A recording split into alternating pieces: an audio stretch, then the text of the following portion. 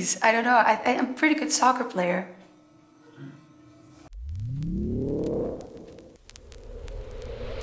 There's a lot of melancholy in the record. I mean, there's happy moments too, but, you know, country music deals with a lot of matters of the heart, and the heart mostly speaks when it's sad. So there's definitely more sad songs than happy songs. I don't know, that I'm such a happy person. I don't know, and I am. Yeah, I can't help. I really enjoy what I do.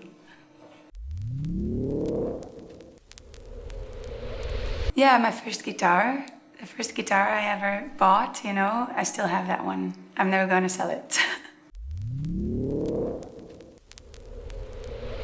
I like when people don't take themselves too seriously. And humor, very important.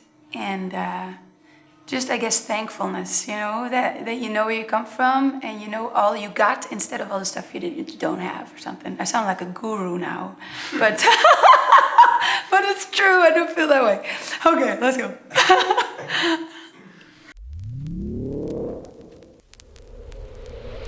Oh, well, the funniest ones are ones from my mom because she doesn't talk English that well. And so there's a song that I have is called So Incredible, for example, and she always refers to it as the song with the krentenbol. And krentenbol is like a pastry dish, you know, it's like a bun with raisins in it. So that. And then also in Holland we celebrate Sinterklaas, and Sinterklaas is, his horse is called Amerigo. And there's a song that I have that's Miracle, and a lot of people sing Amerigo looking in my life. So that's funny to me.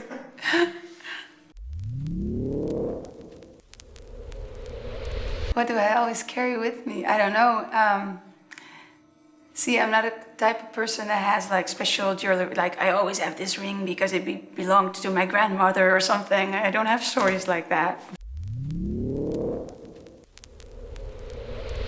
Oh, the funniest thing at the Eurovision thing was that my shoes were lost. Somebody in Copenhagen is now walking around on golden Jimmy Choos, you know, and I haven't figured out who. They were just gone. So we had to import another pair from Amsterdam the day before the finals. That was quite funny, I thought. My stylist was in complete panic because that's, of course, she has to oversee all that. She was like, the shoes are gone. But I thought it was funny.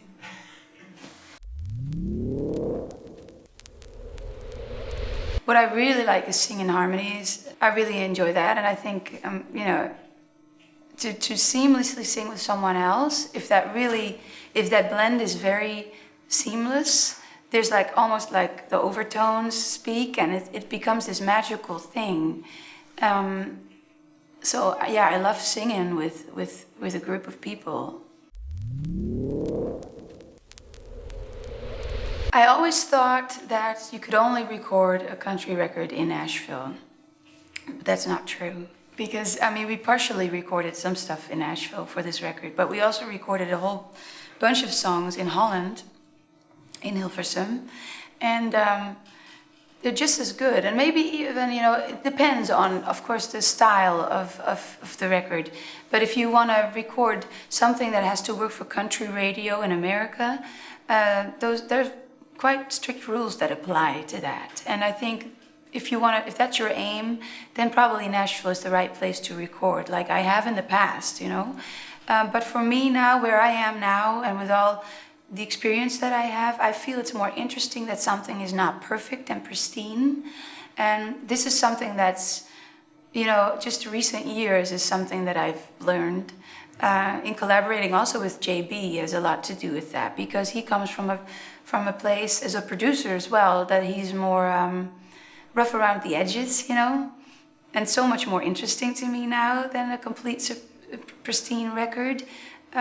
Before I would record an acoustic guitar with 3 tube mics and some, you know, through an analog tube compressor, and it was great because it sounded really thick and warm and nice.